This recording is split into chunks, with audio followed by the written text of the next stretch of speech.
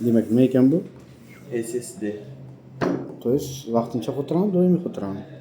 Doimiy xotira. Bu-chi? Qattiq disk bu ham doimiy xotira. Doimiy xotirami? Demak, bu nima ekan? Video karta bu o'yin uchun kerak bo'ladi. Kompyuterda o'yinlarni o'ynash uchun, to'g'ri?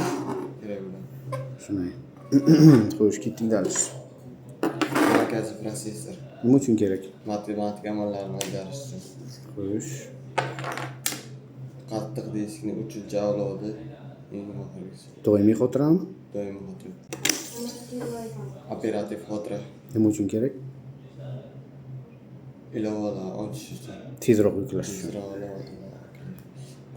Kuller bu kompyuter sovutadi. Kompyuter sovutish tizimi. Tak. Markaziy protsessor. Markaziy protsessor bilan kuller orasida nima surtiladi? Tish pastaga o'xshagan narsa o'sha. Shuni termopasta deyiladi. Termopasta. Termopasta. Xo'sh, ketdik dalish.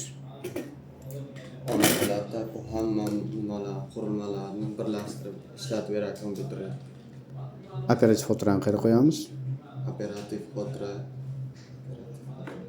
Operativ xotira ona platani qaysi qismiga qo'yiladi? Buni olib qaraganda. Operativ xotira mana bu yerga qo'yiladi.